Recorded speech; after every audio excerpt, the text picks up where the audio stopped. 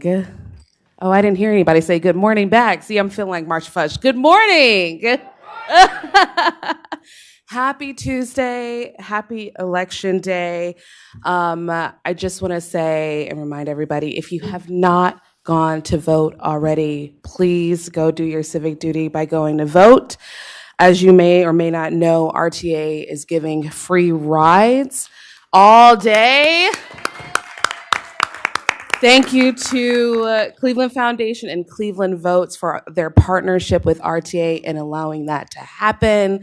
As you know, Trustee Love is a part of the Cleveland Foundation, and so we're so grateful for that. And if you do not know your polling location, please go to voteohio.org so you can find that out. You have until 7:30 today to do so.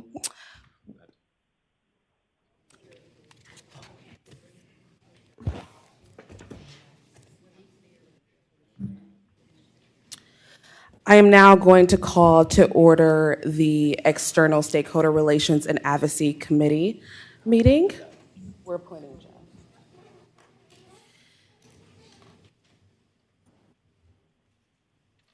Teresa, would you mind doing the roll call? Okay. Okay, Reverend Lucas, Ms. Welch, Here. Mr. Love, Here. Ms. McPherson, and Mr. Sleesman. Here. You have 3 committee members present. You have a quorum. Thank you so much. We have 2 presentations on the agenda today for the External Stakeholder Relations and Advocacy Committee. First up, we are going to have a presentation on the competitive negotiated procurement to provide federal advocacy services for a period of 3 years. Up to the pole or to the podium, we're going to have Dr. Walker Minor, Deputy General Manager and Administration and External Affairs, and Sharon Coltrell-Peffer, please, if I've said your name wrong, please repeat it so we can say it right the next time, who is over procurement team manager. You now have the podium. Good morning, Chair Welch, Board, and all members in the galley. I am Dr. Natoya Walker Minor, and I'm here to present today on 2 pieces. The first that I'll present is federal, and then the second will be state advocacy. Uh-oh.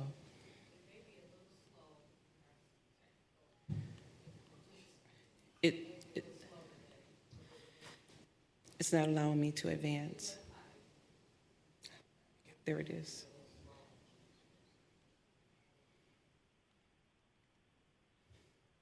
There we are. Today I am presenting on the federal advocacy.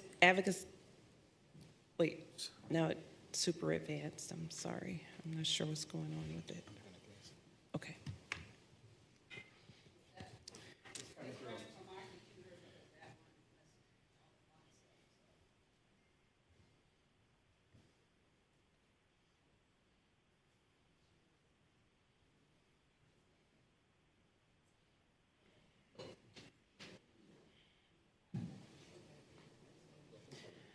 Teresa, if you'd like to advance from your computer, that would be fine with me. I can just say next slide.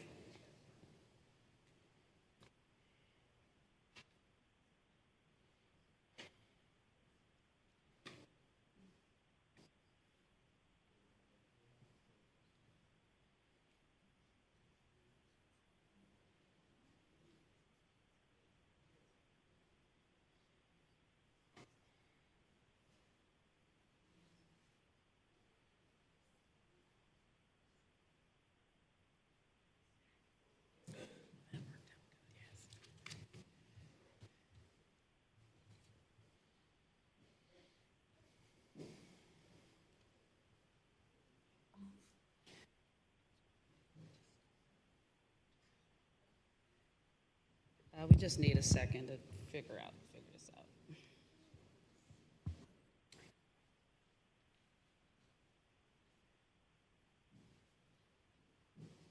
If you'll just hold with us, be patient for just 1 second. We are getting the presentation together so those online and in person can follow along.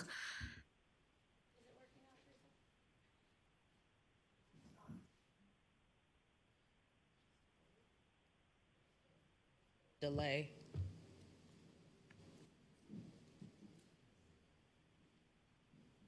It'll just be slow, but it looks like it's working.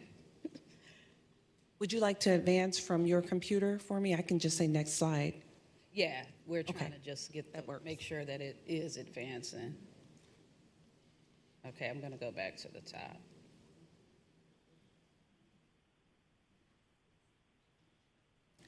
That's the type of teamwork that's occurring here at RTA.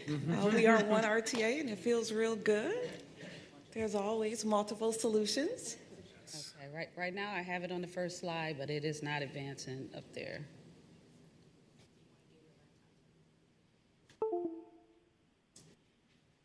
Do we have another laptop in the back maybe we can swap out with? Yeah, maybe we should.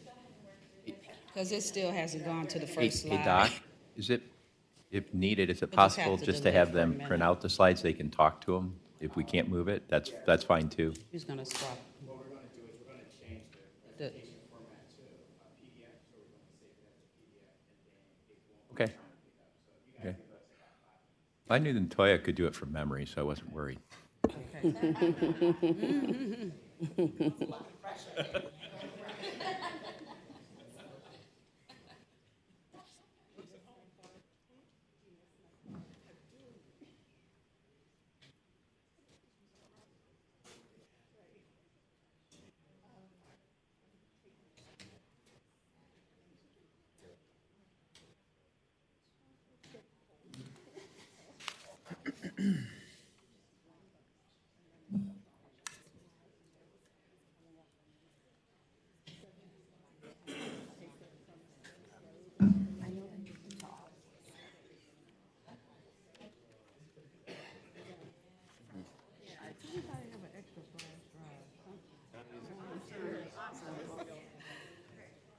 For the federal and state, yeah.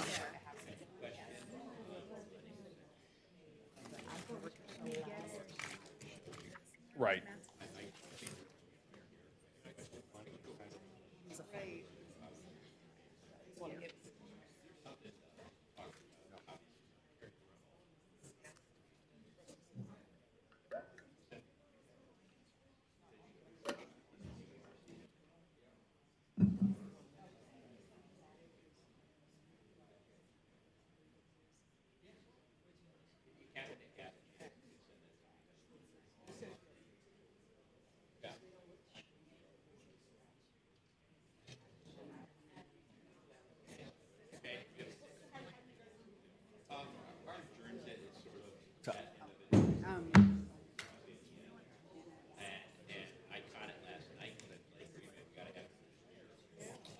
That's on, isn't the 18 rail cars on today's, right? I'm not sure if we're moving that before the end of the year or not, like December committee report or.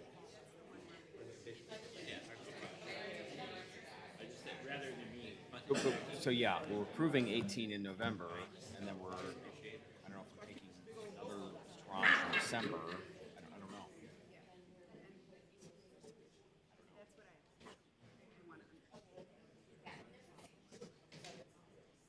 Continue to escalate.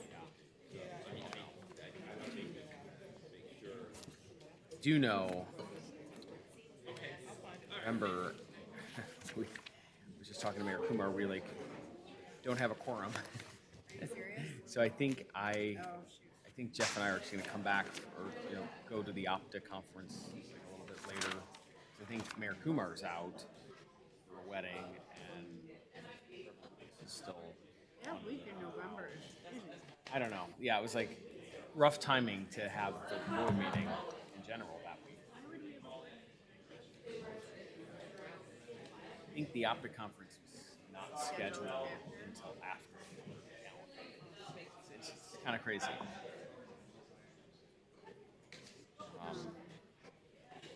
so you guys are not going to Optum?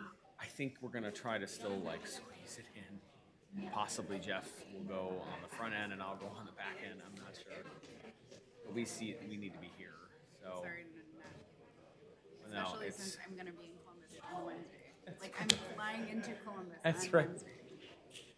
Wednesday. yeah, it's kind of crazy. It's just a rough day. With it's not typical that you would have like none of the board. doesn't happen often.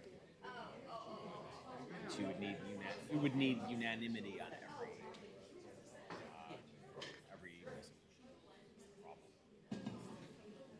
Well, we usually have. I know. I guess it's not the risk that they're going to take on the rail cars, is what Yeah. they said. But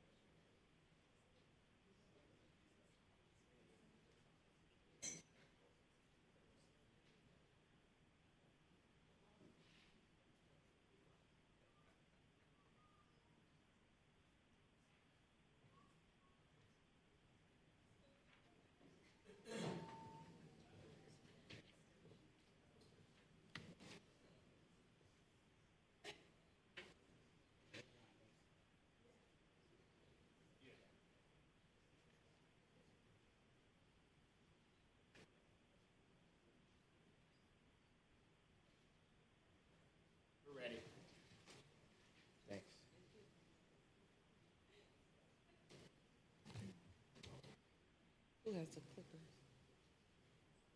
Teresa. Oh, they're gonna do it from back here? Okay, perfect.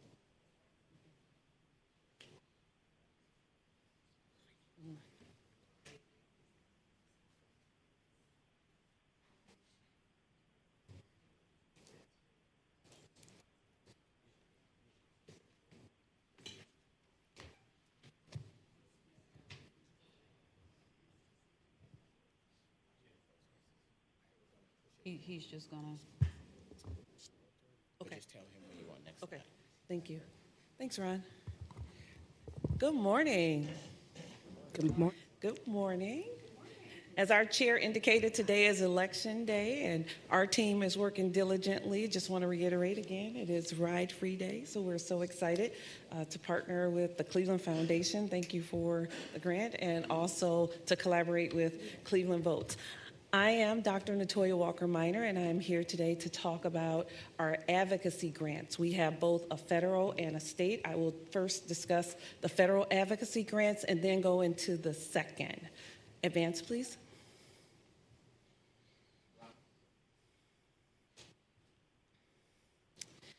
Before I begin, I just want to remind the board annually we produce a legislative update. And our legislative update serves as the foundational document for which we approach and work diligently with both our federal and our state advocacy firms. If you do not have a copy of this, we will be able to, through Teresa, send you a PDF of what this looks like. It is updated annually. Typically in February is when we update the document. For the federal advocacy services, the scope of services includes a 3-year contract with 2 one-year options for renewal. The selected contractor will represent RTA at the federal level with congressional members, their staffers, industry leaders to advance the RTA legislative agenda, this document that I've shared with you. The selected vendor will provide expert counsel and strategic leadership to help us to prioritize the items in the legislative agenda and our approach to federal funding opportunities. They will also help us to engage members of Congress and federal administrators to increase awareness and support for all things within our agenda. Next slide, please. The selected vendor will monitor federal legislative process, influence policy and transportation research, provide legislative development, and advise of federal funding opportunities to support our legislative priorities. They will also work diligently with us to draft proposed legislation, to prepare briefings, research, and draft and review responses that we have for legislative and administrative actions. They will also assist the Greater Cleveland Regional Transit Authority staff as needed as we prepare federal grant applications. Next slide.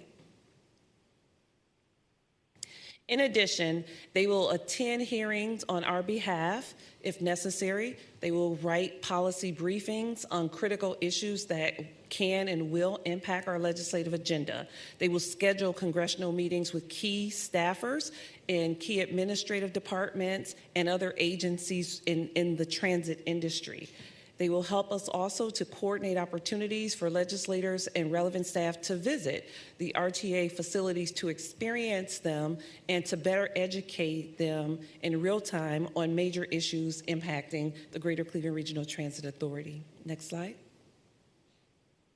Examples of the importance of having an advocate at the federal level include advocacy and education, for example, on rail car replacement, and the legacy systems, and the history and the time that it took for that to come about. That, as you know, resulted in the Greater Cleveland Regional Transit Authority securing $130 million in May of 2023. They will also help us to coordinate and schedule opportunities to testify before Congress. Last March of 2023, India Birdsong Terry had the opportunity to testify before the Senate Banking and Finance Committee. In addition, the selected vendor will help us to, and has helped us to secure $24 million in what's known as the All-Station Accessibility Program, known as the ASAP grant. We've brought that before you, and that grant helps us to make sure that our stations are ADA accessible.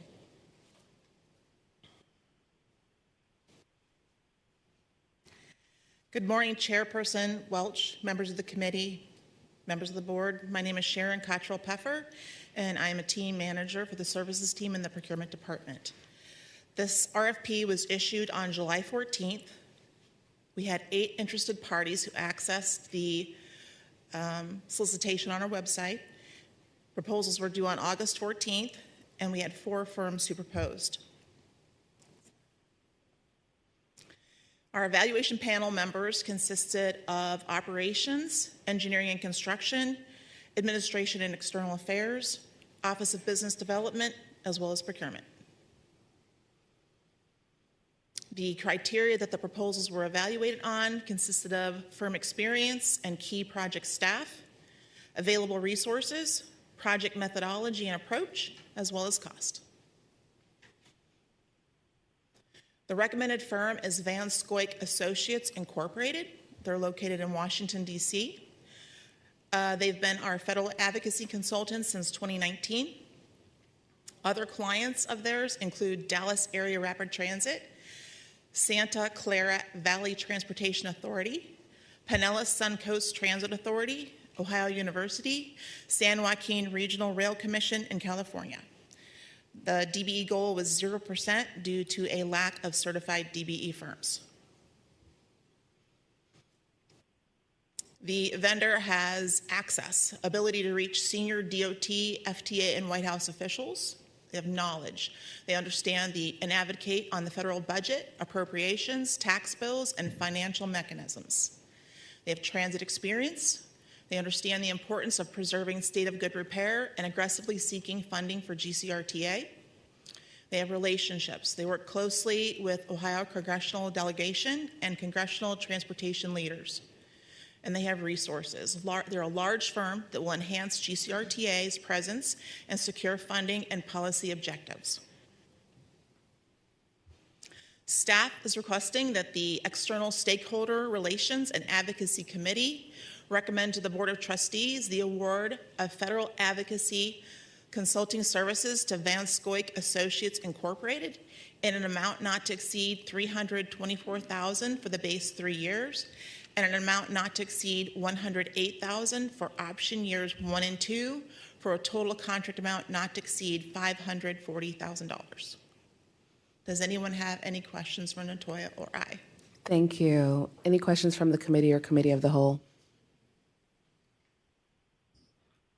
I do. Trustee Elder, who have we been using? Van Scoik is our current. It is our and current, we okay. have been using them since 2019. Okay. And I know that you mentioned the factors that were considered in making the recommendation to continue with them. What makes them, what is the distinguishing factor that we're really like, this is the firm that we want to continue to move forward with? So our process basically is that all the proposals are evaluated on the same criteria. We don't evaluate them against each other. We evaluate them on the criteria that's stated in the solicitation, and they ranked the highest. I know that they had, if not the best price, one of the best prices, and they had the best value for the authority. I know we've been happy with what they've done. I'll let Natoya speak to that. But as far as process is concerned, I just wanted to share that part with you. Sure. Thank you, Sharon. As it relates to content-based and the relationships as it relates to connectivity in Congress and direct access to the White House is a major major advancement for us. It's an advantage. Jennifer LaTourette, who is the president and CEO of Van Scoik, worked diligently on the Hill for about 20 years. She has deep roots in D.C. and deep roots here in Ohio. And because of that, she's been very, very accessible to us. She's personally vested. I mean, she's the CEO of this company. She herself is personally vested in RTA because of her relationships here in Ohio. And lastly, I would say, I mentioned the rail car replacement program.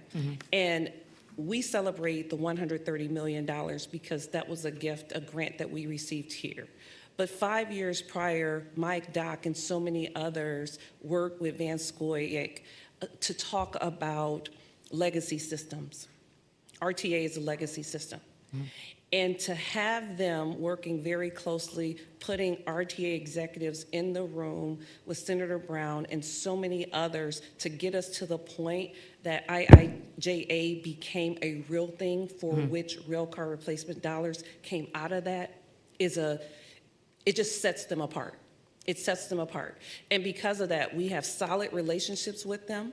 Annually, we meet with them. We share what we plan to do through this legislative update. They're looking at the forecast from what they see, the temperature in Washington, D.C., and they'll say, scale back on this, advance on that. And it is those type of things, that type of inside baseball that gives us an advantage in retaining them as our federal advocate. Oh, I appreciate that. Thank you. Jeff? Any additional questions? Okay. Do I have a motion? Motion? Do I have a second? Second, McPherson. Thank you. All in favor? Aye. Any opposed? This motion now carries over. We will now carry over to a second presentation of the competitive negotiate procurement for the state advocacy services. I do want to say that the legislative update includes both the federal and the state work that's being done. So I will pass it back to Dr. Walker-Minor. Sure. Here with me is Drew Dimmick, who is in our procurement department. This is his first time doing this and presenting in front of our board.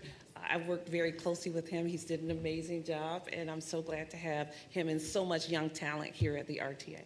Just wanted to give that little commercial and give him that shout out. Welcome, Drew. Again, I am Dr. Natoya Walker-Minor, and I am now presenting on the state advocacy services. Next slide, please. For the selected vendor for our state advocacy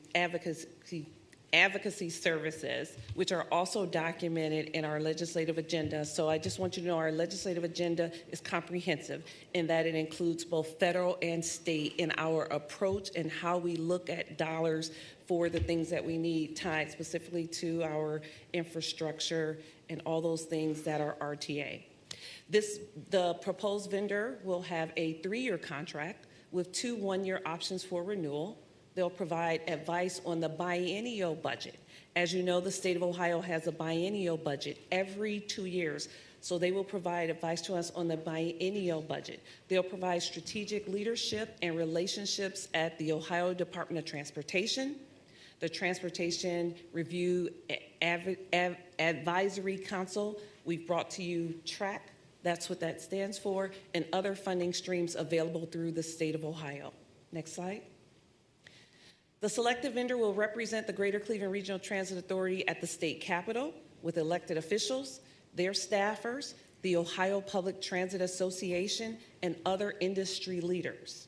They will assist the Greater Cleveland Regional Transit Authority staff as needed on grant applications. They will also engage transit leaders to advance awareness and schedule site visits. They will monitor the state legislative process, influence policy and transportation research, provide legislative developments on the transit infrastructure policy and funding. They will prepare briefings.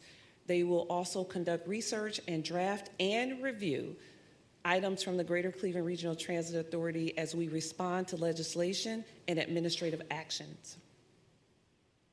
They will attend hearings, policy briefings on critical issues, scheduling meetings, again, with elected officials, coordinating opportunities for legislators and staffers to visit. Those site visits are so critical so that they can see literally for themselves what they are investing in and why we are making those asks. So that is a form of education and advocacy directly by bringing them in what we call our RTA site visits. Next slide, please. Examples of the importance of state-level advocacy include continuity with sustaining $70 million in the state of Ohio budget for public transit. India herself, Mike Shipper, Jose, and I, over the last 3.5 years that I've been there, have gone down with the selected vendor and testified so that that continuity of funding remains in place. And that value is critical. That value is essential. They also help us to secure funding for community-based programs, Baby on Board, microtransit, the types of programs that align directly to our mission, connecting the community, and mobility solutions. So those are additional dollars to the state of Ohio that the selected vendor has their eye on so that it can align to our mission and a vision, and we can put that in action through the work that is occurring here at the Greater Cleveland Regional Transit Authority. And then lastly, coordinating the site visits. So site visits not only for elected and administrative staff, but for members of the TRAC board. We had members of the TRAC board come visit us last year. I believe it was the first time they had come out, and we literally took them on a ride so they could see what they're investing in. That becomes critical in those relationships from the advocacy firm to lean in to get the commitment of someone to come to Cleveland and spend 3-4 hours with us on one of our vehicles going on site to see what they're invested in is essential.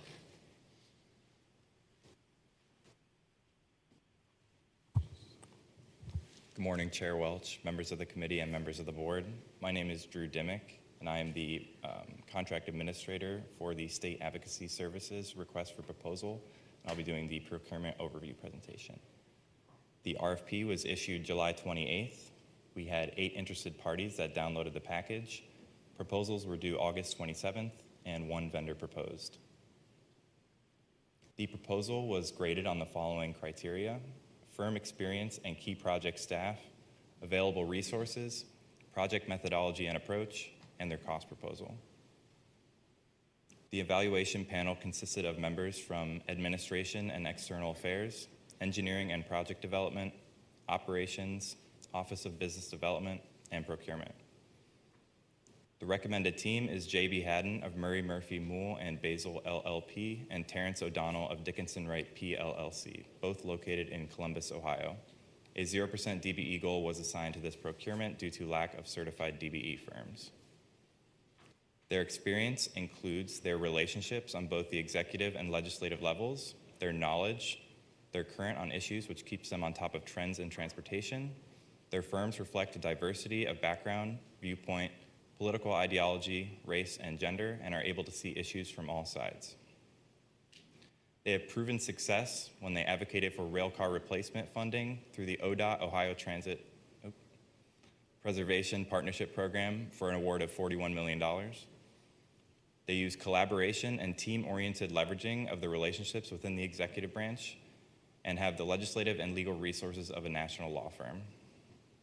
Some of their other clients include American Electric Power, American Express, Cleveland Foundation, Columbus Museum of Art, Minutemen of Cleveland, St. Edward High School, Ohio Association of Career Technical Education, YWC Council of Ohio, among others.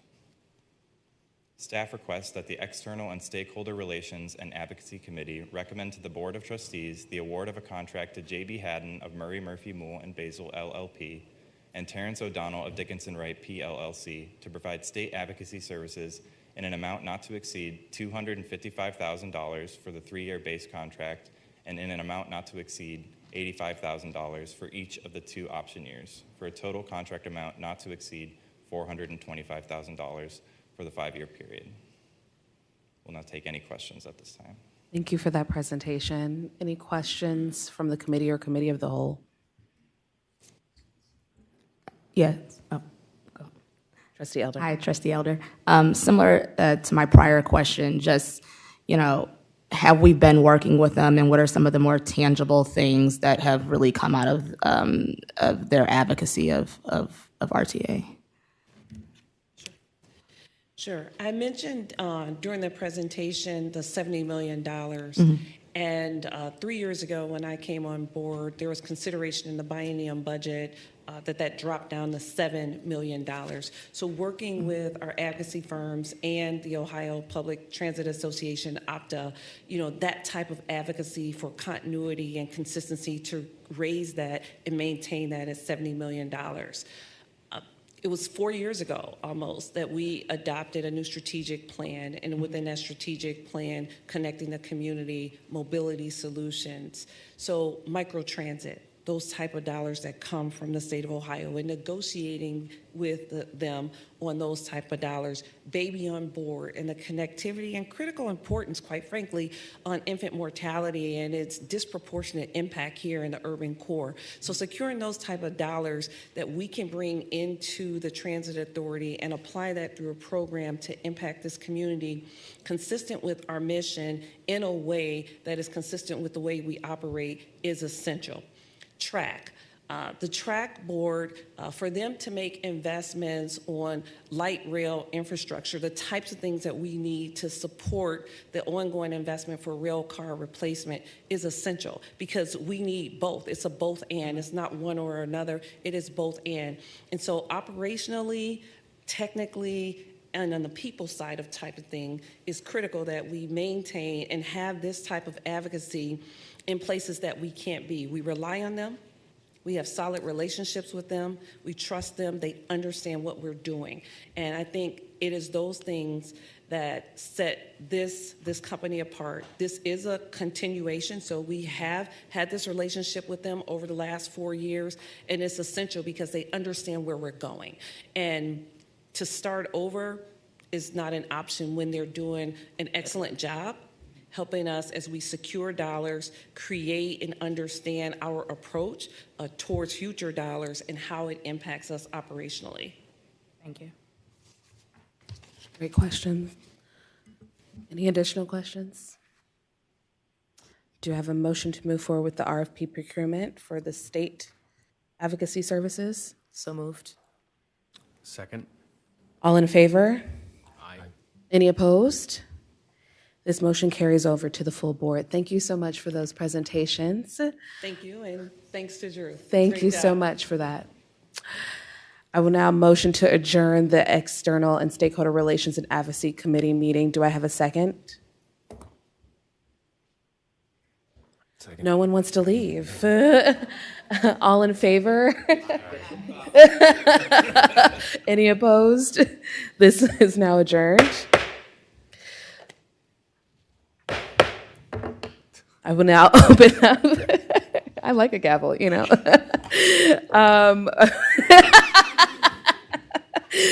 We will now open up the Operational Planning and Infrastructure Committee meeting. Teresa, roll call. Ms. Welch, Here. Mr. Love, Here. and Mr. Sleesman. Here. You have 3 committee members present. You have a quorum. Thank you so much. We have 2 presentations on the agenda items today. The first one is a presentation of a competitive negotiated procurement to develop a transit-oriented development plan along Broadway Avenue. We have presenting today Samantha Metcalf from the senior planning team, and then Jen Martin, contract administrator 2 from procurement. You now have the floor. Thank you. I'm not Mandy Metcalf. I'm Mary Beth Feek. I'm Director of Planning. Yes. And I just wanted to set the stage for what we're doing. Dr. Natoya Minor mentioned RTA strategic plan. Part of that plan is something called priority corridors. Those are the 24/7, the high frequency bus corridors that we have throughout our system.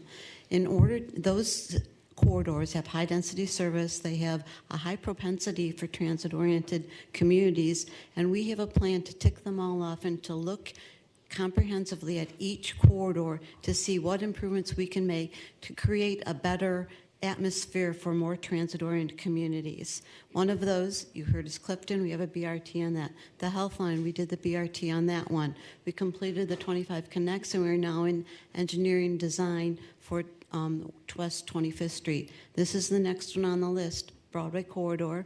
We've worked very hard with Slavic Village, with the city, in order to get this RFP and this plan together. You'll see when Mandy talks about it, how we've worked collaboratively with that organization, which will not only create a TOD plan and a way forward for us for transportation, but also a strategic plan for Slavic Village and the community itself. So Mandy Metcalf, our senior planner, she's been here over 5 years, closer to 7, and she'll be the lead on this project. Mandy? Thank you, Mary Beth, and good morning, Chair Welch, members of the committee and the board. Again, my name is Mandy Metcalf, and I'm a senior planner with programming and planning here at RTA. Next. The project will create a plan for transit-oriented development, or TOD, within half a mile of the planned Broadway Bus Rapid Transit BRT corridor. The corridor consists of the number 19 bus route from the Tri-C East 34th Street station to the Turney Ella bus loop. The corridor has strengths and also faces challenges. During the 2007 housing crisis, it faced the highest foreclosure rate in the U.S. and has sustained high vacancy rates since then. In 2019, 22% unemployment, 73% low income, 71% people of color, 23% less than high school education, and 5.6% of commuters took transit. The plan vision, developed with local partners, is to create equitable transit-oriented communities along the corridor that will increase economic prosperity and access for existing residents and local businesses, ensure opportunities for affordable housing, improve bicycle and pedestrian safety and connectivity, advance climate action through increased ridership and mode shift, and incorporate green infrastructure. The project is funded with a $432,000 FTA TOD pilot planning grant. This puts us on the path to eligibility for engineering and construction funds for the BRT. The future BRT project could include dedicated bus lanes, transit signal priority, improved and consolidated bus stops with upgraded shelters and digital arrival information, as well as pedestrian safety improvements. There are 5 deliverables in the plan. The engagement and outreach plan includes local partners and planning processes and will involve a diversity of residents and key stakeholders. The Transportation Improvement Plan outlines the essential features of the BRT infrastructure and operations, including lane allocation, bus stop location and design, and complete street elements. The market analysis will analyze market and policy for equitable TOD with a focus on local businesses and 15-minute neighborhoods. The development plan includes a TOD development phasing plan, identifying catalytic projects, and an affordable housing plan. And the land use and zoning plan will develop recommended land use and zoning to support TOD. And with that, I'll turn it over to Jennifer Martin. Good morning. My name is Jen Martin, and I am the contract administrator for this project. The procurement overview goes as follows. The request for proposal was issued on August 2nd of 2024. It was accessed on the GCRTA website by 43 interested parties, including prime and subconsultants. We had received 4 proposals and 4 firms were interviewed. The evaluation panel members consisted of members from the GCRTA in the Engineering and Project Development Department, Programming and Planning, Safety Department, Office and Management and Budget, Administration and External Affairs, Office of Business Development, and Procurement. We have also included external stakeholders from the City of Slavic Village and the City of Cleveland to, although non-voting, their input for this project was invaluable to have identified the most technically qualified firm. Following the Brooks Act, we had the evaluation criteria. We evaluated the project manager, assigned staff, past performance, the project approach, location of the majority of work, and DBE participation. We have identified the most technically qualified vendor as City Architecture, Inc. of Cleveland, Ohio. A 10% DBE goal was assigned to this project and will be met by utilizing UP Development Planning, LLC, and Boulevard Studios, LLC. After discussing with City Architecture, they do plan to exceed their 10% DBE goal to approximately about 14%. The firm experience, City Architecture, Inc. has successfully completed projects for the GCRTA, City of North Olmsted, Cuyahoga Metropolitan Housing Authority, City of Cleveland, Western Reserve Regional Transit Authority, City of Shaker Heights, University Circle, among others. City Architecture, Inc. has experience in providing quality deliverables and has assembled a well-rounded team that includes expertise in traffic engineering, market studies, landscape, and the big community engagement. Staff requests that the Operational Planning and Infrastructure Committee recommend award to City Architecture, Inc. for professional planning and engineering services for the Broadway Corridor Transit-Oriented Development Plan in a negotiated total contract amount not to exceed $484,426.59. And before I open the floor up to questions from the board, I would also like to introduce Alex Pesta from City Architecture. He is with us here in the audience. He is the project principal and project manager for this project. So we will be happy to entertain any kind of questions from the board. Thank you so much for that presentation. Questions? Yes, Trustee Love. Thank you, Trustee Welch. Good morning. Thank you for the overview and presentation. Just a couple, I guess, well, a few questions, but first, just the timeline. I didn't specify the timeline in the contract, or at least I didn't see it in there. Could you speak a little bit more to the timeline or scope? Like, is it a year? Is it 6 months? What's the planning process estimated to be? I believe the project completion was a year. A year? Okay. 365 days. Thank you. And then I think just, you spoke to the Slavic Village and City of Cleveland's involvement in kind of input on the process. I'm not sure if this might be a question more for Mandy or Mary Beth, but how is GCRTA also interacting with County Planning Commission? I know that they've sort of developed a policy framework for TOD. Could you speak a little bit more about how GCRTA is integrating that work into these priority corridor planning? Yeah, sure. I'll start, and then Mary Beth, if you want to add anything. Yeah, so we've been working very closely with the City Planning Commission and their staff on TOD. As you probably know, they have a TDM ordinance, which within a quarter mile of a high-frequency transit line, instead of parking requirements, there are some alternative multimodal transportation requirements. And they have also been advancing form-based zoning along some transit corridors, which is also very helpful for TOD and helps advance some of the TOD type development things that we would like to do. And we did involve them, as Jen said, in the development of the scope and in the evaluation. And for county planning, they'll be on our stakeholder committee. They've reviewed our documents, and we helped educate them as they did their TOD planning. So they'll be involved as a stakeholder as well. Thank you. And then just one more question. Could you speak a little bit more to the cadence? I know you talked about the other corridors to date. Broadway is now, in planning. Where are we in the strategic plan relative to the other priority corridors? Lorraine, the Lorraine corridor, which goes from the bridge all the way to the county line, our most ambitious corridor. We have TOD planning grant funds awarded, and we will go out next year for that. And then we'll look at what the next corridor would be. Hopefully we will get, it's time to start our 226 strategic plan. We put that in the budget as a request, and we'll look at that. We go through, we have near-term, mid-term, and long-term corridors. So as the city develops and as the county develops, we look every year at what corridor should be next.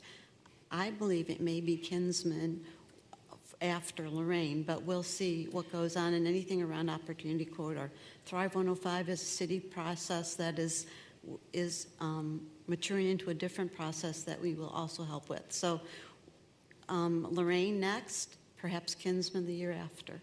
And I know the city has a plan in, has a grant award in now for all of the rail stations on the Red Line, and we'll see if they're awarded those funds. Thank you. Thank you. Do you have a question? Yes.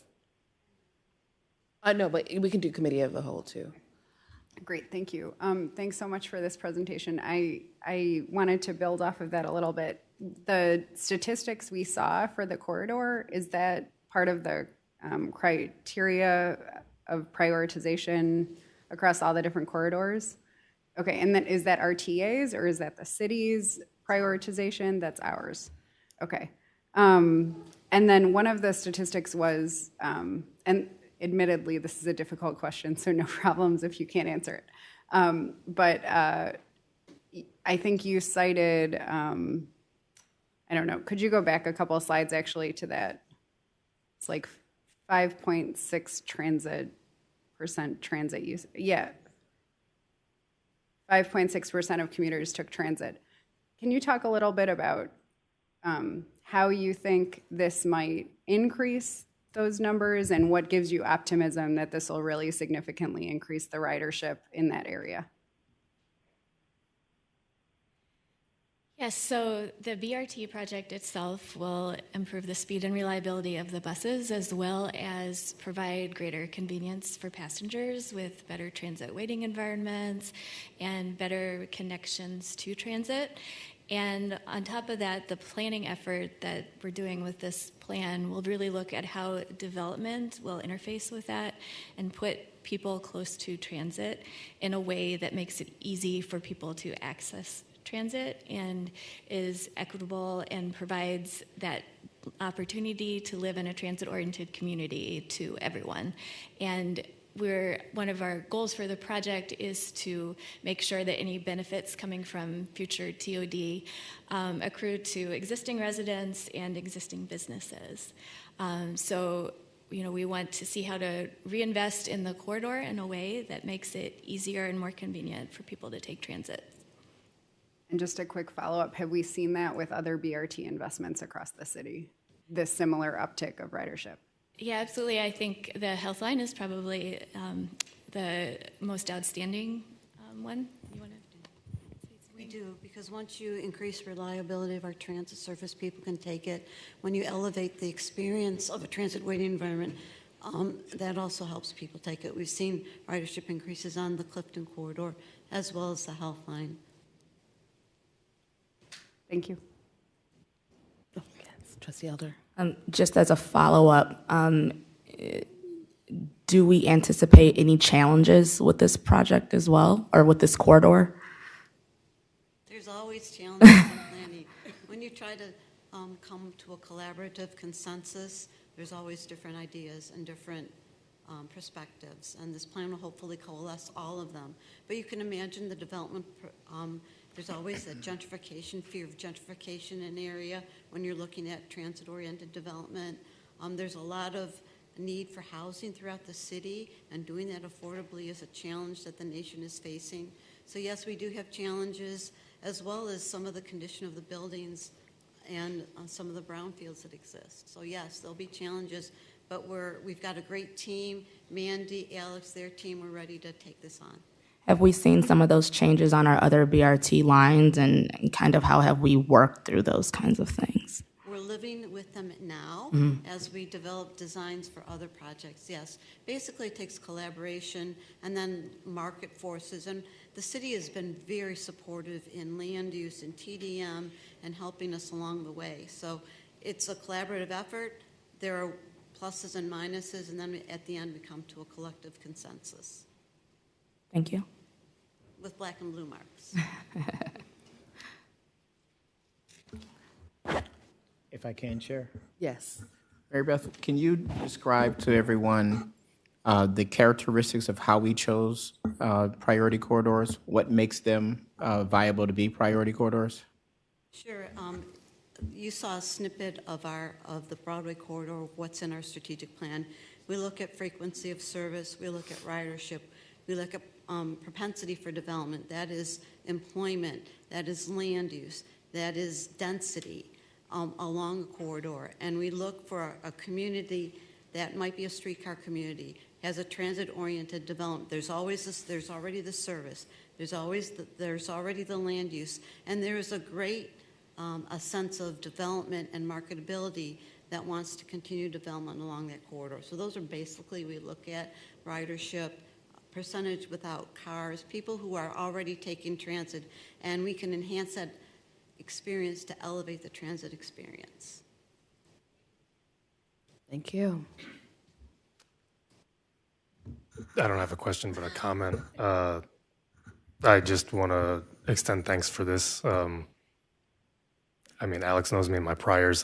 This is exactly the kind of thing that we should be doing a lot of, giving folks in built-out neighborhoods that could be densely populated, that used to be densely populated, more options, cheaper options, have more income that they can use for other needs rather than having to rely on a car if they can do so. And it will also decrease the pressure of development in the outskirts of the county and even in adjacent counties if there are more options closer in that don't require the purchase of an automobile to get around. So I applaud this. I hope it goes well, and looking forward to seeing what comes out of it. I echo that. Do we have a motion to move forward? So moved. Have a second. Second. All in favor? Aye. Aye. Any opposed? This motion now carries. Thank you so much. And would you like to come up for just a second to speak just briefly? We have a representative from City Architecture. Oops. First of all, thank you, Madam Chair. Thank you to the board. My name is Alex Pest. I'm a principal at City Architecture. The last thing you should have done is give me some mic time. We are really enthused, as Mary Beth and Mandy said, to get started on this. To answer the question on challenge, yes, consensus is always a challenge. I think the other thing that we have to be aware of, and that I'm really excited to try to solve here, is what I anticipate through the community conversations and understanding what people want and what would make neighborhoods and quality of life better for folks that are here. There's a market reality and the conditions that aren't going to necessarily be aligned with that. So what I'm really excited about is how we apply kind of market forces here and really find what I would consider and describe as the tipping point on the development side, so that development starts to happen naturally. And to Jeff's point about opening access for transit, I think that that's really where transportation and land use planning comes hand in glove. So we're super excited to get started, thankful for the opportunity. We're always willing and able to make change in our neighborhoods and change the narrative around access to quality public housing or affordable housing and public transportation. So thank you to the board. Thank you so much. And thank you for that presentation. We are now going to move to the next presentation. And I also want to acknowledge Dr. Flonse Cavers for providing some context as well. Thank you for that. Our presentation of a competitive negotiated procurement for an AE service for light rail retaining wall repairs. The presenters today are going to be Derek Mink, who's engineer, project manager, and mechanical, and Jonathan Lawley, project contractor for procurement. Thank you so much. You have the floor. Thank you. Good morning, Committee Chair Welch, committee members, and members of the board. My name is Derek Meinke, and I am the project engineering project manager for this project. I'll be presenting on AE services for light rail retaining wall repair, Phase 3. Just to mention, Phase 1 and Phase 2 of this project were on the trunk line, which were west of Shaker Square in the city of Cleveland, and Phase 3 will be on the blue line east of Shaker Square in the city of Shaker Heights. So this slide's okay. At the Lee and Van Aken train station in Shaker Heights, there are both guard walls and retaining walls east and west of the station, and on both the north and south sides of the tracks. The guard walls are at the street level, and they basically protect vehicles that are on the road, and the retaining walls are at the track level, and they protect the tracks from dirt and debris on the slopes between the tracks and the streets. Go to the next slide. You can see that in these pictures, the walls are in disrepair with the brick fascia and concrete deteriorating. There is also exposed rebar, which is beginning to corrode in portions of the wall. These conditions pose safety hazards and are not aesthetically pleasing to the city of Shaker Heights. Next slide. So the consultant will develop rehabilitation plans to accomplish the following: remove the deteriorated brick fascia and concrete from the guard wall and street level retaining wall and provide a new durable aesthetic fascia. And they will also inspect and identify structural soundness or stability issues and propose permanent solutions. Next slide. They will identify locations where issues have created problems with the transit track.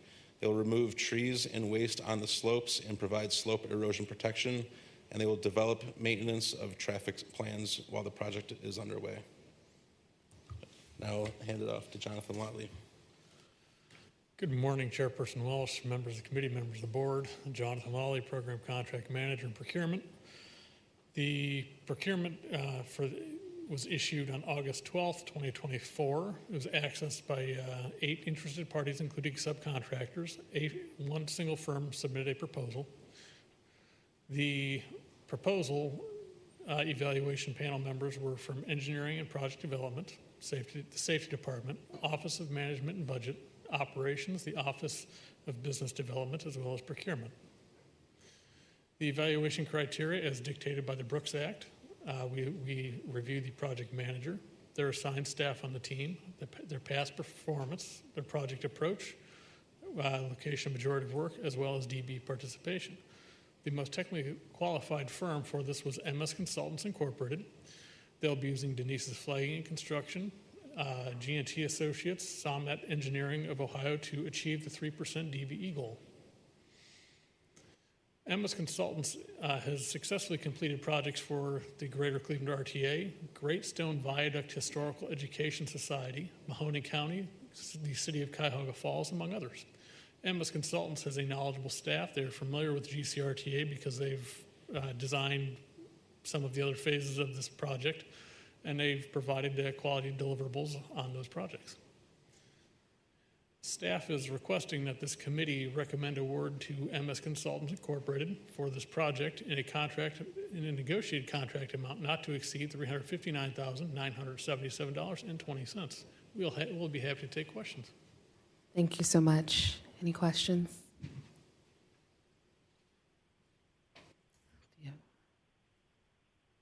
I just want to mention that I think this is a great initiative, and we talk a lot about ridership in our vehicles, but I think another large part of how riders can have dignity in this space is around our infrastructure and how we keep our infrastructure in well working order, up to date, looking great, because it's the first thing that people see before they even get in our vehicles. And I think it's great that we are prioritizing how the infrastructure looks as well as how our vehicles look. So I appreciate this work. Would you like to add something, Dr. Fonseca?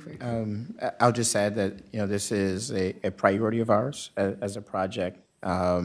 And as you mentioned, our ability to have and keep our state of good repair is important to us and important to the communities that we serve. Thank you. Thank you.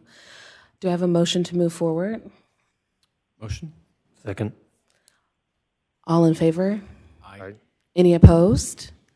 This motion carries. Thank you so much for that presentation. I will now motion to adjourn the Operational Planning and Infrastructure Committee. Do you have a second? Second. All in favor? Aye. Any opposed? Well, no, adjourn the Operational Planning and Infrastructure Committee.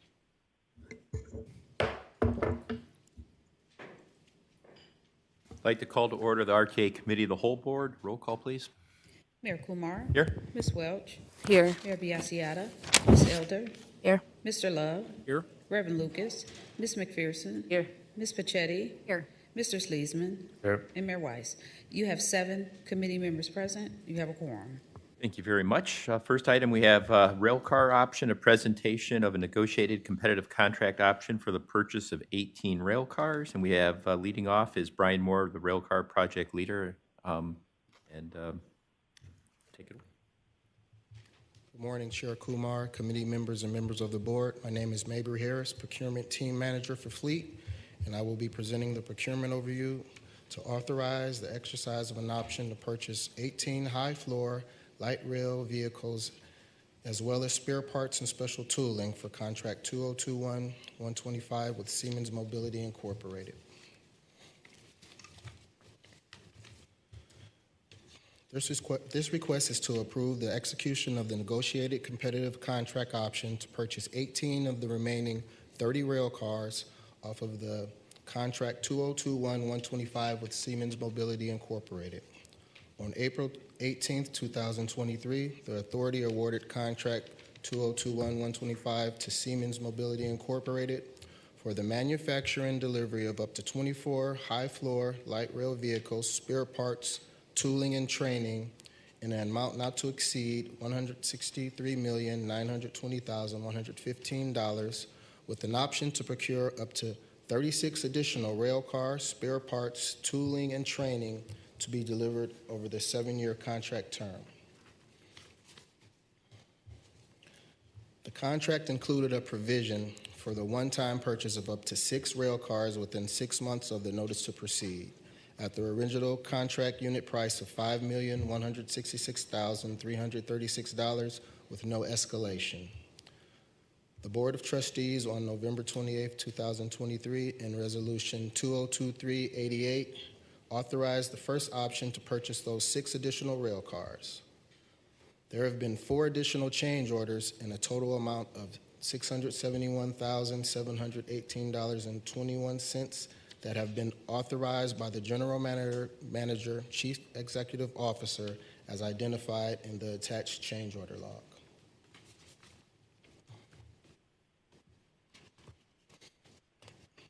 Next slide.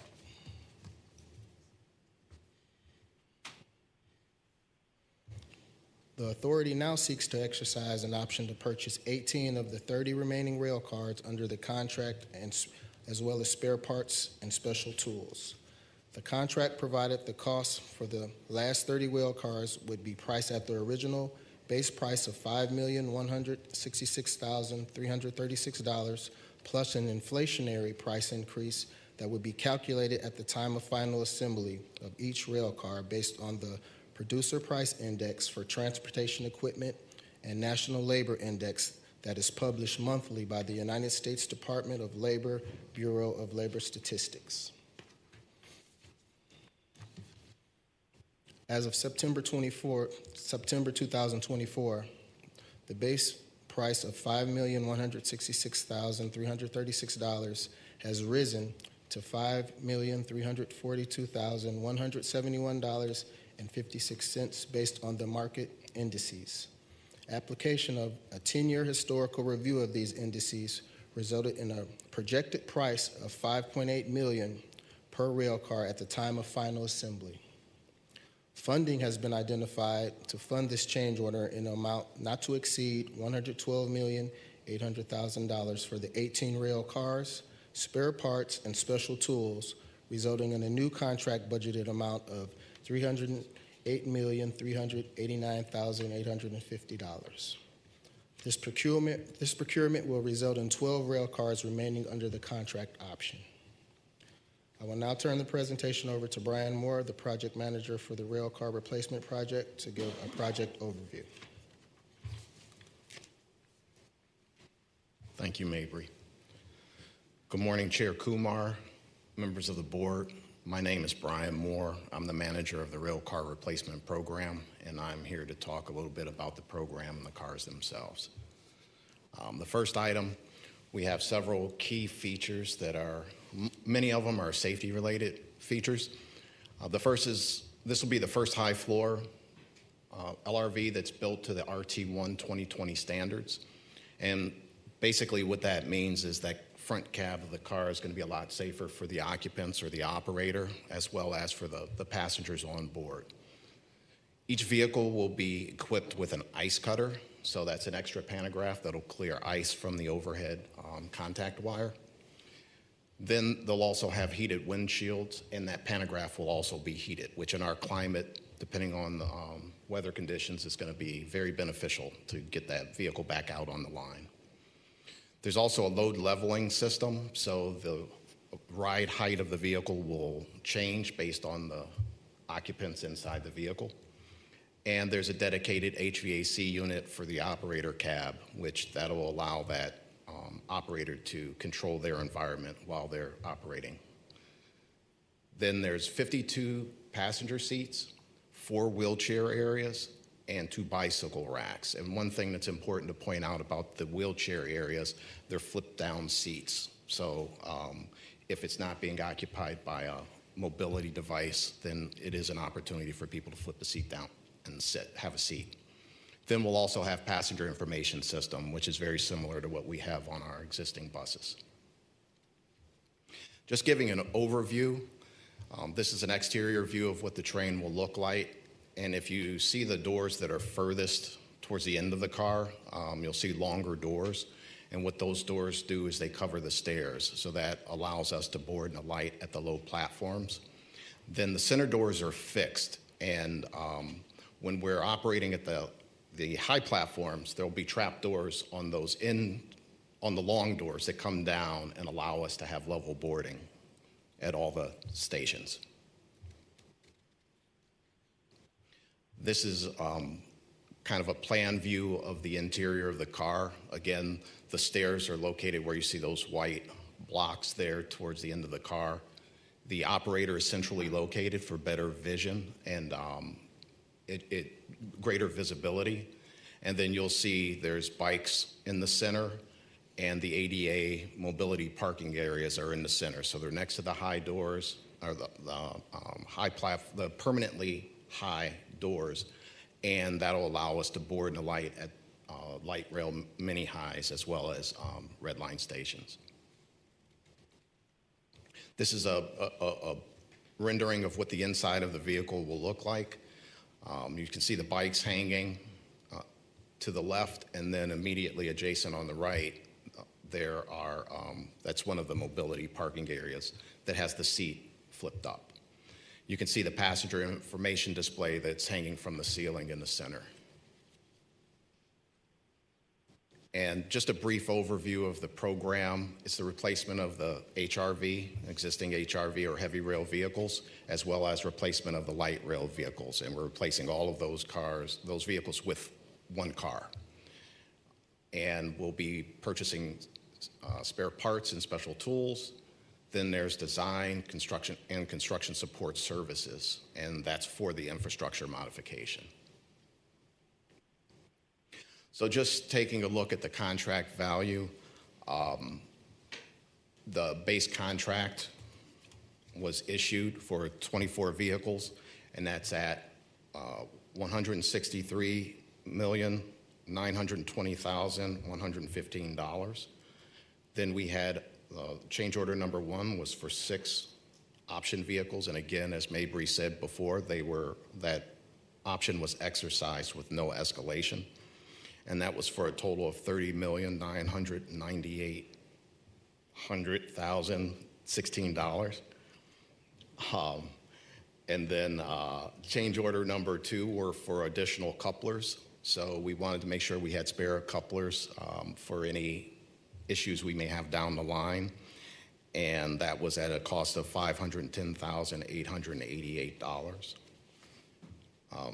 We had change order number 3, which was, it's showing as SP20B, which is special provisions in the contract, so it was just a contractual change that had no cost implication or time. So that was a 0 cost.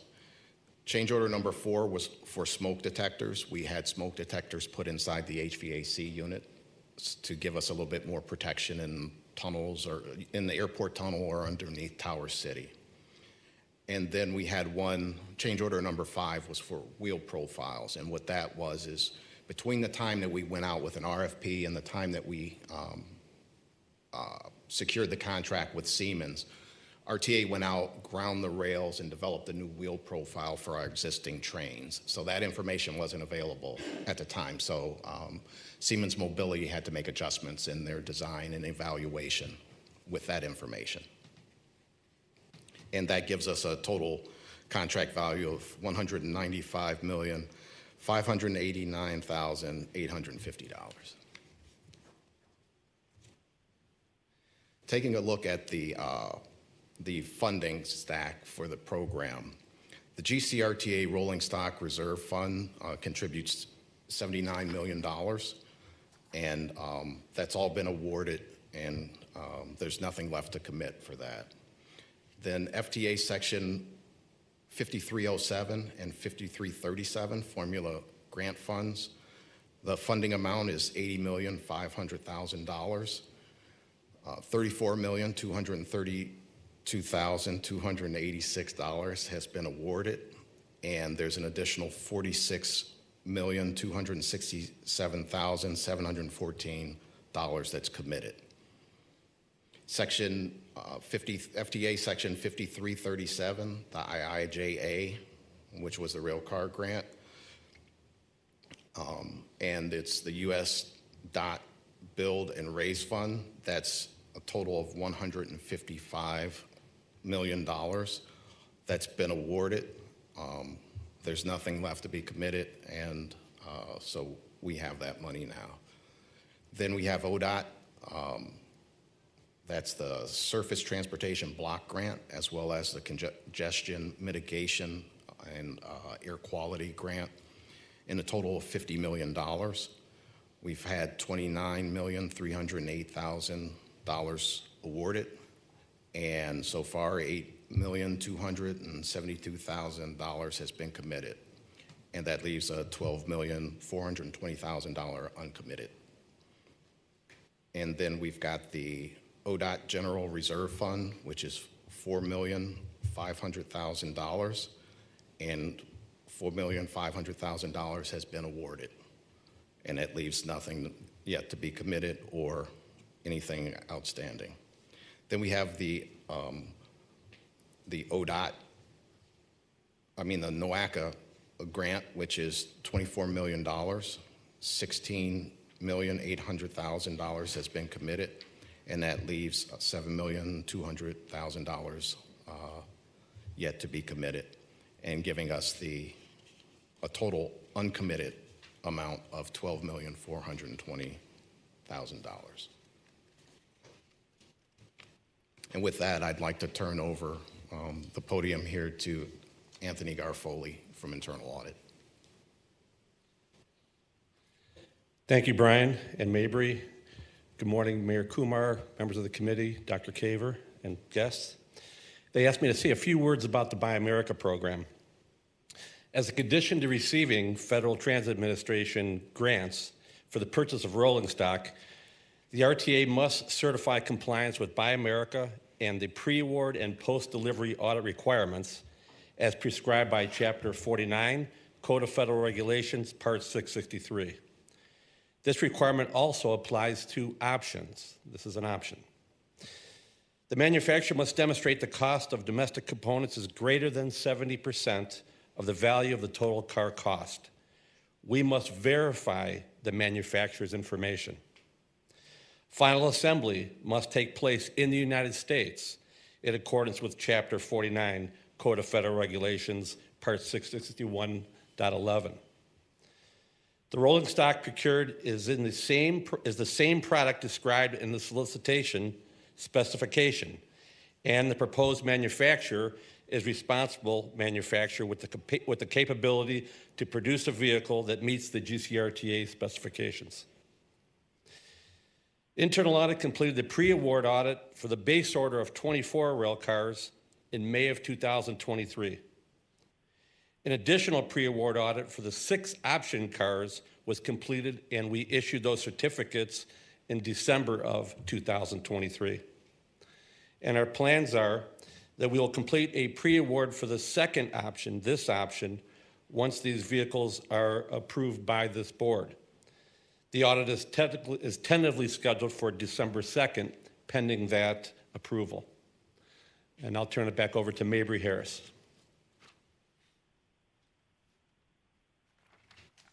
Thank you, Tony. Staff requests that the Committee of the Whole recommend to the Board of Trustees the award of an option for the purchase and delivery of 18 of the remaining 30 high-floor light rail vehicles, spare parts, and special tooling in an amount not to exceed $112,800,000. Are there any questions? Any questions from the board? Yes, Trustee Elder. Yes, thank you for your presentation. For clarification on the slide regarding the funding stock, can you clarify what committed versus uncommitted even means?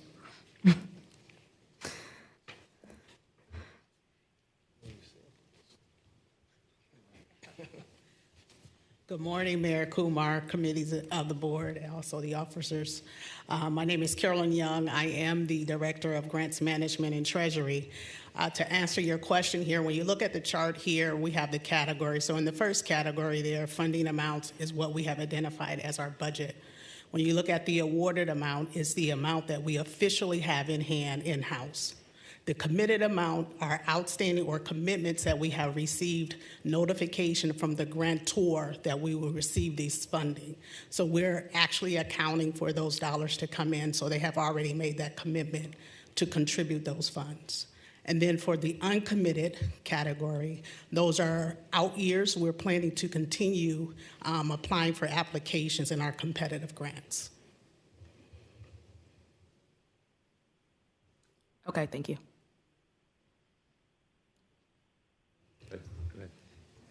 I'm just looking at like some of the math and the calculations, which first of all, I'm very happy that we're getting new rail cars. It looks like we have the capacity to order some additional rail cars, and given the current cost of what we're spending on the 18 now, I'm just curious why we don't just order the remaining rail cars at the same time so we just have them ready to go. And what's the plan around that? So currently, we are extending the 18. What they're here to ask for now is the 18. We currently have 30. So right now, what we have in hand, is sufficient enough to anticipate the 48 vehicles. As they mentioned in one of the slides, we're anticipating escalation in the price. So at this particular point, we do not know what that set price will be. We're projecting it that it will not exceed $5.8 million. However, we do not know what those two indices will bring us in the next 2 years. Okay. Carolyn, I think the question was a bit different. It was, why are we not ordering the remaining 30? Mm-hmm. And so you may want to describe it through what the funds are and what do you have available right now to commit. Thank you. Yeah. Remaining 12, yeah. 30. Yeah. Okay. So the remaining 12 vehicles. 30 in total with the 18. Yes. Okay. So based on the funding stack, Ron, if you can go back to the funding stack, please.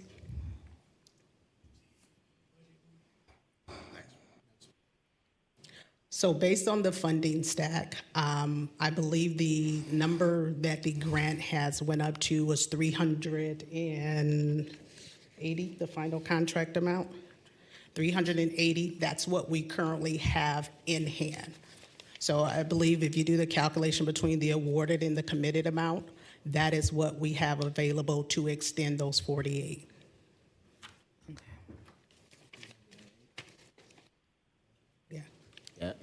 I'll explain it less technically. In order to purchase, we have to create a purchase requisition, and reserve the funds. So we have to have the funds available today in order to make a future commitment of this government agency. Right now, we don't have the funds available today. We're going to get them, but we don't have them available today to make a commitment out in the future. Thank you, Dr. Kaber. All right, thanks. It takes a team. Sorry, I want to keep going on this because I'm still not clear. So you asked about the plan. So we may not be able to make the commitment today. What is the plan then for the remaining 12? Because I think we've talked about in the past that projections are that we would need all 60. So I'm interested in the plan. And then going back to the question on committed versus uncommitted, I think, well, answer that one first and then we'll come back. Sure. So, and I think I probably still will be a little more technical in my description here, but with the plan, our intentions are to still get the 30. That just to relieve you of your concerns that we have here. So the plan is to at least purchase 60 vehicles. However, based on the funding that's available that we currently have in hand, we're trying to be more concise in actually anticipating what we can do at this point based on the funding availability, and that is the 48. So the plan going forward, based on the contract terms that we currently have with Siemens, as long as we stay consistent with our option years, so next year we'll probably come back to the board again, extending either another 12 or another 6 based on the funding that we have available. So we'll continue seeking out those competitive grants that we have out there, and additional funding that we may need. So in the final assembly portion of it, when we can identify what that true cost is for those rail cars, then we can readily provide you with the next 6 or the next 12, what we can afford in the next option. Okay, and to confirm, it was the current 18 that we are purchasing. I think it was probably on another slide, but for we anticipate the cost will even increase for the 18 currently to $5.8 million. So Did I hear that correctly? Yes, that's correct. So right now, as of September 2024, that price has basically already changed for us to 5.3. So our base price was 5.1. So it has already escalated what we see from the indices to a 5.3. So once we see that, once we get to the final assembly of the vehicles, we're anticipating or projecting that cost to be roughly around 5.8 or less. For the current 18? For the current 18. And the future 6 or 12 will be likely beyond that, correct? Hopefully, that would be the case, yes. Well, I would like it to stay at, yeah, hopefully not. Hopefully it will. Yes. Yeah, the future cars will be more than a 5.8. So let me kind of describe to you how we looked at the pricing. So in order to figure out the pricing, go maybe 2 slides in front of this. We have a $5.1 million car. That car is escalated with a monthly indice that is parts and labor. The price of that car is now about $5.3 million. And when we look at the historic averages of how those indices move each month and each year, we created a probability perspective. So what is the 75%, the 99% probability? So if we took the worst months in those years, this car would be $6 million when we got it, right, in the future. The 75th percentile was that this car would be 5.8 million. And so we have a cone of risk that are there related to these 2 inflationary indices. And so while we don't know exactly what it will be, we believe that between the 75th percentile and the 99th percentile, the car will be between $5.8 million and $6 million when we get it. We think it's closer to 5.8 and below. I just to wrap this up, I really appreciate that, like, the presentation and just keeping us, reminding us of the math as we go. And I have no issues with the current, the proposal right now. I think my concern is the longer we wait, the more expensive it's going to be for these cars. And if it's at all possible to provide more context around the plan for moving forward so that we limit or mitigate to the extent possible, feasibly possible, the risk of continuing to, escalate for the remaining 12, I think that would be really important to understand. Understood. Thanks. Other questions? Could we go back to the funding slide we looked at earlier? You showed the cost. No, the earlier one, right there. That's the one. That shows the first 30 vehicles, correctly? 24 and the 6? That's correct. Since we didn't have any of this in our board package, I would request that if there's some way to take this contract value for the next meeting for the vote and overlay the cost of the 18 vehicles we've talked about in the previous slide so we can look at the total current contract value just so that we have a snapshot of it along with the committed slide. It's nice, it's great to have it in pieces, but I think it'd be better for the board to pull that all together and have that on there and show the committed funds so you can look at that. I think that's just a nicer snapshot. And Doc, one thing for consideration, I think on all presentations, I think it's helpful. I'm old school on this. My staff knows it back in Bay Village, but I would ask that we put page numbers on everything. It's a lot easier to have somebody go back to a certain page and reference it just for conversation purposes, but just a thought there. So yeah, we could have that in the board packets so that we have a good snapshot and a high-level view of where we are in that contract value to date. I think that would be helpful, just doing all the simple math. We can do so. Thank you. Okay. Any other questions from the board? I'd like to make a motion that we move this forward to the full board for a vote on the 18th. Is there a second? Second. All in favor? Aye. Aye. Opposed? Motion carries.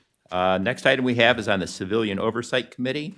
I will turn that over to our Vice President, Trustee Welch. Well, I am particularly happy to be with Dr. Flonse Cabers, Deputy General Manager, and John Sulik, who's our Associate Counsel, for this presentation. I have been working with them and the team extensively to elevate this committee, and so I will just pass the floor to Dr. Flonse Cabers, and then I'll just jump in every now and then, but thank you. Thank you. Good morning, President Kumar, members of the board. I'm Flonse Caver, the Deputy General Manager for Operations here at the Greater Cleveland RTA. And as Ms. Welch mentioned, we have been working together on the Civilian Oversight Committee for the last several years, and we're at a place where we're bringing to the board the reappointment of 2 members of that committee. To provide a bit of a history, over the last several years after 2000, RTA sought to update its police department with 21st century policing policies and strategies. That came with several projects over time. One of those was we outfitted in the last 4 years all of our officers with body-worn cameras. We understood the call for some within our communities to have members of the police department, some members be civilians. Those are members who could deal with nonviolent issues, things like medical emergencies or the like. And so we did so with 2 groups. One of them were our transit ambassadors, who are a member of our police department. The other was our crisis intervention specialists, I'm going to put in air quotes, social workers within the police department, who are just better equipped with dealing with members of the community who may be in crisis, who may need some compassion and time as we're navigating their quality of life crimes or issues on our system. We also increased the training for our police officers. That training included more de-escalation training, more cultural competency trainings throughout our police department. At that time, we were in the post-George Floyd era, and as with many police departments, we reevaluated our chokehold policy. Just to let you know that our chokehold policy had already forbade chokeholds, but we modified that policy to also be ensured that we eliminated the probability that we would use tactics that would result in the asphyxiation of a person. Think putting your weight on a person even though you're not choking them. And the last component of that was we committed to, and working with Chair Welch, moved to have a civilian oversight committee. The Civilian Oversight Committee is here to review and investigate public complaints filed against GCRTA police employees and to make recommendations to our Chief of Police on the disposition of those incidents. The committee will make recommendations that are consistent with GCRTA and transit police rules, policies, procedures, and any applicable collective bargaining agreements. 5 initial members were appointed on September 26, 2023. 2 more were appointed on June 25th, 2024. And the first official meeting of this group was January 30 of this year. Next slide, please. The committee is made up of 7 individuals from diverse communities within Cuyahoga County. We have within our bylaws a requirement that at least 1 member of the committee must be a retired police officer with a OPATA training and investigative experience, and we have that on the committee. The committee is selected by application to the COC, and their selection is determined by this Board of Trustees. And the terms of the COC members are 3 years staggered. And so the reason we're coming back to you this year is that when we appointed all of them, we had to stagger them so that we could create a staggered. The individuals that are coming before you today were the ones who had the 1 year portion of that staggered. Next slide, please. So on behalf of Chair Welch, we are coming to present to you 2 candidates who have requested reappointment. The first of them is David Morris. Mr. Morris has 20+ years of HR experience with job duties and responsibilities, including handling investigations of employee misconduct and citizens' complaints.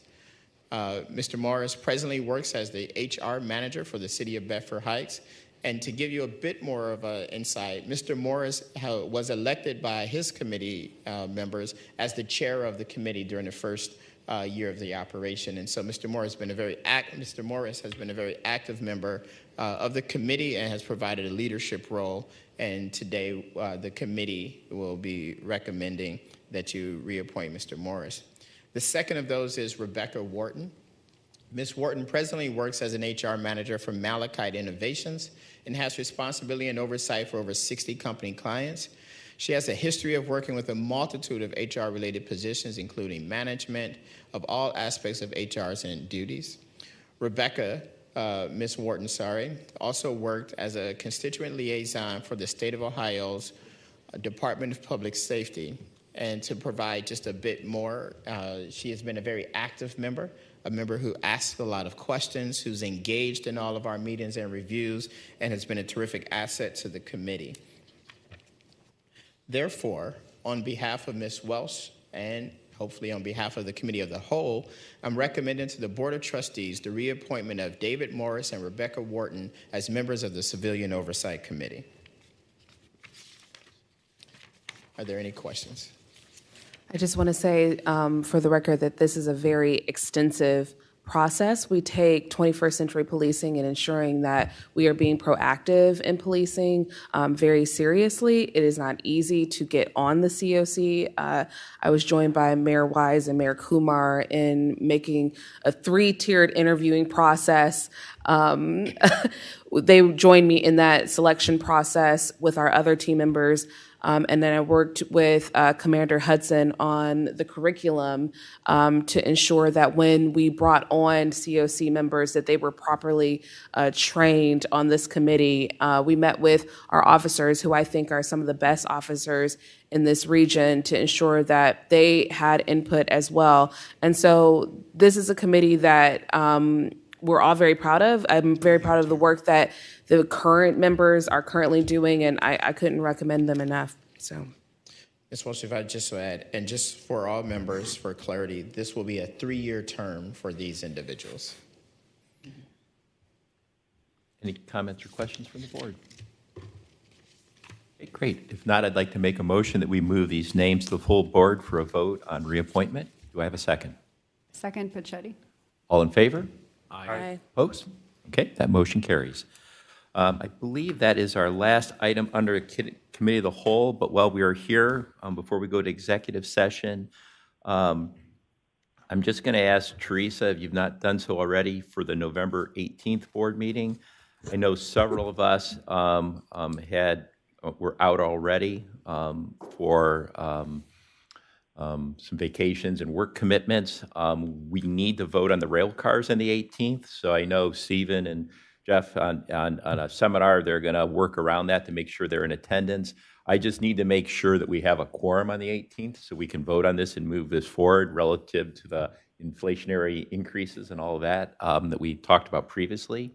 And as I'll be gone, VP Welsh will be running the meeting. And if we have a conflict with anybody who may not be able to stay for the full meeting, I would ask consideration, you work with Teresa, and maybe we move that voting meeting first and then the committee session, just to ensure that we get the votes out of the way if for some reason someone can't stay the whole time. But I'll have Teresa reaching out to that to confirm that we do have a quorum for that important vote. And to the chair, the meeting is the 19th. Oh, sorry. November 19th. Okay, my apologies. Great. Having no other business, I'll make a motion to adjourn. Is there a second? Second, Welch. All in favor? Aye. Aye. Opposed? Meeting adjourned. Dr. Fonseca, do you have any individuals that meeting? Yes. Yes, we're executive sessions. Okay, we have to I need have to to make the, okay. convene the meeting. Okay, go ahead. I'm sorry. They had it on- Sorry about that. I jumped the, Okay. It's the audit committee. I jumped the gun. I apologize for that. No worries. I'd like to call to order the Audit, Safety, Compliance, and Real Estate Committee. Roll call, please, Teresa. Mayor Kumar. Here. Ms. Welch. Ms. Elder. Here. Ms. Pachetti. Here. Mr. Sleesman. Yep. And Mayor Weiss. You have 5 committee members present. You have a quorum. Great. I'd like to make a motion to enable the board to conference with GCRTA attorneys for information gathering, fact-finding, and to receive legal advice. Also to consider the purchase, sale, and other disposition of GCRTA property. Roll call, please. I believe we need a second. Yes, second. Sorry. Second. Oh, okay. Okay. Mayor Kumar? Yes. Ms. Welch? Yes. Ms. Elder? Yes. Ms. Pachetti? Yes. Mr. Sleesman? Yes. You have 5 ayes and none opposed. Great. I'd like to invite all board members